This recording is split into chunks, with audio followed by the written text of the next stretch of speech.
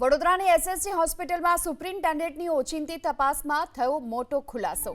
મોટી સંખ્યામાં wheelchair, stretcher પડદા પાછળ છુપાયેલી હાલતમાં જોવા મળી આવ્યા। બંસ વોર્ડમાં વર્ષો જૂના અને બંધ પડેલા 23 એસી તાત્કાલિક બદલવા માટેનો આદેશ આપવામાં આવ્યો। ઇમરજન્સી બિલ્ડિંગના ત્રીજા માળે અંધારપટ અને અવ્યવસ્થા સામે આવી। ગઈકાલ રાત્રે જ સૂચનાઓનો અમલ થઈ ગયો હોવાની વાત સુપ્રિન્ટેન્ડન્ટે કરી છે અને ત્રુટિ છાવરવાનો નહીં પરંતુ દૂર કરવાનો પ્રયાસ પર્યાપ્ત માત્રામાં અમારી પાસે મેનપાવર ન હોવાની વાત સુપ્રિન્ટેન્ડન્ટે કરી છે। આ સાથે દરેક દર્દીને એક કર્મી આપવામાં સક્ષમ હોવાની વાત પણ કરી।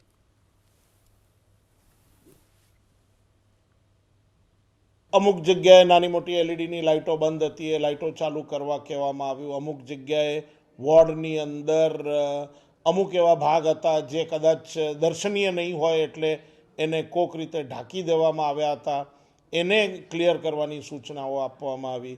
અંડર કન્સ્ટ્રક્શન ભાગ છે ત્યાંથી ધૂળ દળ કે ના આવે અથવા તો અંડર કન્સ્ટ્રક્શન એરિયા સીધી રીતે ના દેખાય અથવા તો આંખના કણાની જેમ ખૂંચે નહીં એ રીતે એને ઢાંકવા માટે કહેવામાં આવ્યું। જે સરકારશ્રીની ગાઈડલાઇન સૂચના મુજબ છે કે જે જગ્યાએ હોસ્પિટલમાં કામ ચાલતું હોય તો બાકીના ભાગની હોસ્પિટલ કાર્યરત રહે, એટલે એ ભાગને કર્ણાક દ્વારા કવર કરવાની સૂચનાઓ આપવામાં આવી।